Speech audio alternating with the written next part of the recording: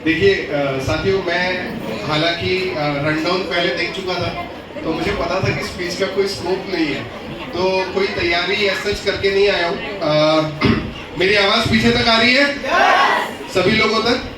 चलिए, मैं कोशिश करूंगा कि मैं सिर्फ 5 मिनट में अपनी बातों को ख़त्म कर दूं। मैं इस बिजनेस में आने से पहले ऑटोमोबाइल फील्ड से इंजीनियरिंग किया हुआ है। ऑटोमोबाइल इंजीनियरिंग करने के बाद मैंने 3.5 साल जॉब की, जिसमें एक शेवरले करके कार कंपनी हुआ करती थी जहाँ पे मैं जॉब किया करता था। एज ए सर्विस इंजीनियर मैं वहाँ पे पोस्टेड था। मेरा सैलरी वहाँ पर पूरा इंसेंटिव मिलाकर तकरीबन 40,000 के आसपास आता था। ये बात मैं आपको 2018 की बता रहा हूँ। उस समय उस शोरूम में एक अनजान व्यक्ति आए और वो कार खरीदने के लिए आए हुए थे और काफी छोटी उम्र थी उनकी, तो मैंने उन्हें पूछ लिया था कि भाई आप करते क्या है? तो उन्होंने मुझे बताया कि मैं बिजनेस करती हूँ। लेडी थी, लड़की थी, तो उन्होंने बोला कि मैं बिजनेस करती हूँ। मैं बोला अच्छा, मतलब मैडम इतनी कम उम्र? उनकी उस टाइम पे एज 21 साल की थी। वो होता है ना, देखिए क्या होता है, बिजनेस कैसे आपको मिलता है इसे आपको समझना 2 मिनट में। कि वो अनजान व्यक्ति जिस शोरूम में मैं काम करता था वहां कार खरीदने आई, बोले मैं बिजनेस करती हूँ। मैं बोला मैडम ऐसा कौन सा बिजनेस है जो 21 साल की उम्र में कार दिला सकता है? मुझे बताइए, मैं 25 साल का हो गया हूँ, मेरे घर में आज तक कार नहीं आई। मैंने मेरे पिताजी को काफी मेहनत करते हुए देखा। मैंने 14 साल की उम्र में हमने भी न्यूज़पेपर बांटने का काम किया। मैं पेपर बांटने जाया करता था, 14 साल का था तब। मैं जयश्री है, गुड्डू माधुरी है, आंटी है, ये सब लोग उस चीज के गवाह है, क्योंकि जब मैं उस उम्र में था तो मैं इन लोगों के घर के पास ही रहता था। ये सब मेरे बचपन के फ्रेंड्स हैं ये लोग। तो पेपर डालने से शुरुआत हुई जिंदगी की। माफ कीजिएगा, मेरे शब्दों पे मत जाइएगा, लेकिन भीख मांग के पढ़ाई की। स्कॉलरशिप इधर उधर से मांग के हम लोगों ने पढ़ाई करी। पिताजी ने उतने नहीं थे सक्षम कि वो पढ़ा सके, तो उन्होंने कैसे कैसे करके पढ़ाई करवाई और फिर इंजीनियर बन गए। नौकरी लग गई। नौकरी में एक दिन एक लड़की आ गई और बोले कि मैंने 21 साल की उम्र में कार खरीदनी। मैं बोला यार मुझे भी बताओ, मेरे भी सपने हैं, मेरे भी माँ बाप को मैं चाहता हूँ कि वो भी एक दिन कार में घूमे।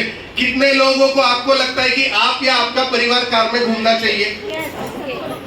मुझे भी लगता था। ठीक है, मैंने सोचा कि ये अगर 21 साल की लड़की अगर अपने माँ बाप को कार में घुमा सकती है किसी काम को करके, तो वो काम मैं भी कर सकता हूँ। और फिर मुझे मिला अदोशा का प्लेटफॉर्म।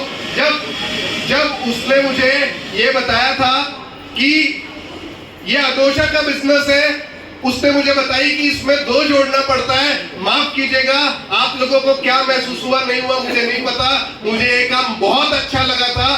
क्यों? क्योंकि ये वो काम था जिससे घर में कार आती है। मैं नौकरी करता था। नौकरी करके कितने लोगों के घर में कार आ गई या आ सकती है ये आप जानते हैं और समझते हैं। नौकरियों से कार आती है? नहीं आती है, लेट आती है। 30 साल 35 साल 40 साल के हो जाते तब आती है। मैंने देखा था एक 21 साल की लड़की अपनी माँ को कार में घुमाती है। उस दिन मैं 25 साल का था। मैंने सपना देखा था कि मैं भी अपनी माँ को कार में घुमाऊंगा और इस बिजनेस पे 6 महीने के अंदर इस बिजनेस से 6.5 लाख रुपए की कार खरीद के अपनी मम्मी को गिफ्ट किया था जन्मदिन पे। इस बिजनेस से मेरे खानदान की पहली कार इस बिजनेस से आई। मेरे खानदान का पहली विदेश यात्रा इस बिजनेस से हुई। मेरे खानदान का पहला लखपति इस बिजनेस से हुआ है और वादा करता हूं कि मेरे खानदान का पहला करोड़पति भी इसी बिजनेस से होगा। लोग मना करते हैं, जी हाँ लोग मना करते हैं। मैंने बिजनेस देखा था, सबसे पहले मेरी माँ ने मना कर दिया था। मम्मी बोली ये फालतू काम है, जोड़ने का काम हम कर चुके हैं, ऐसी कंपनियां बहुत आती बहुत जाती, ये सब फालतू कंपनियों में मत फंस, पैसे बर्बाद होते हैं। मैं आपको कसम खा के बता रहा हूँ अपनी माँ की। मैंने मम्मी को बोला मम्मी देख 7,872 लग रहे थे सर, 2 सूट मिलेंगे बोले थे। 2 सूट मम्मी ज्यादा से ज्यादा क्या होगा, दुकान से लूंगा तो भी पैसे देने पड़ेंगे, यहां से लूंगा तो भी पैसे देने पड़ेंगे। मैंने मम्मी से जिद करके वो पैसे लिए थे। मम्मी ने बोली थी चूल्हे में डाल तेरे पैसे। मम्मी ने लिटरली सर पैसे फेंक के मारी थी, क्योंकि हमारे घर में हम लोग सैलरी ले जाके मम्मी के हाथ में दिया करते हैं, आज भी देते हैं। तो ऐसे फेंकी थी पैसे, जा जला दे तेरे पैसे चूल्हे में डाल। उसी चूल्हे ने आज 1 करोड़पति बनने का रास्ता निकाल दिया। लोग मना करते हैं, जी हाँ बिजनेस अप डाउन होता है, समय लगा, यहाँ तक पहुंचे हैं, बहुत छोटा लेवल है। गोल्ड मतलब आप सोचो कि मैं एक्सपेक्ट भी नहीं कर रहा था कि मुझे मंच देंगे बोलने के लिए, ठीक है ना। मैं मम्मी को बोला आज कि मम्मी मैं गोल्ड बन गया। बोले कौन सा तीर मारा, डायमंड बन गया तो बता। उनका कहना था, उन्होंने मेरे घर में आप कभी को आओगे तो उन्होंने वहां पर एक स्विच बोर्ड है मेरे घर में, उस स्विच बोर्ड पे लिखा हुआ है 16 मार्च भूषण के डायमंड शिप। मैंने जब उनको बिजनेस बताया उनको विश्वास नहीं हुआ था।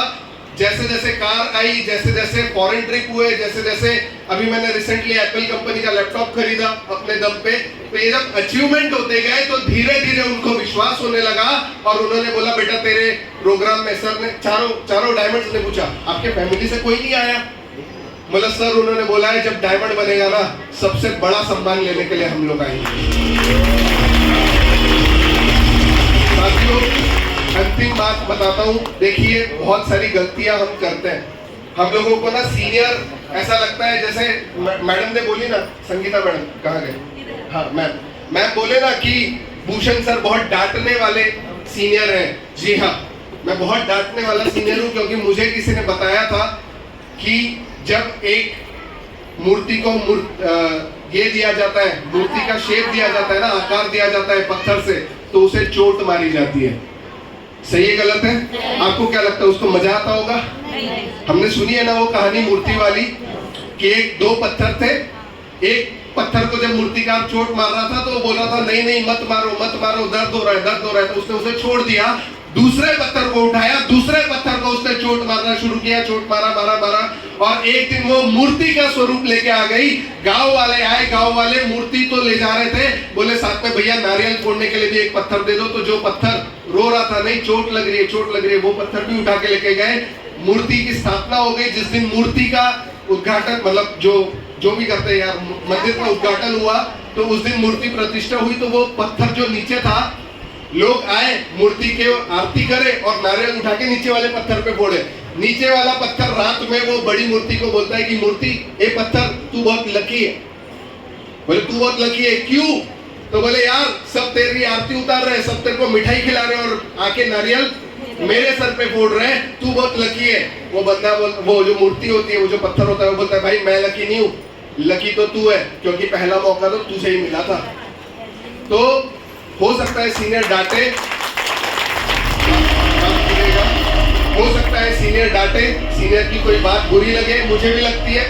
अब आप सोचो जो गुस्सा नीचे करता है तो ऊपर वाले भी तो उनको भी पता है बहुत गुस्से वाला है। फिर भी सर ये विक्की सर ने ना एक ट्रिक सीखी है मेरे साथ।